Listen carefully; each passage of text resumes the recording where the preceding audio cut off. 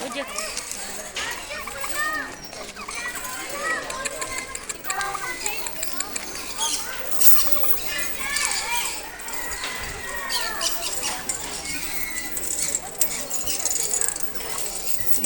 দেখবো কালি না বনলতা আছে এবার তোমাদের বনলতা আছে পালা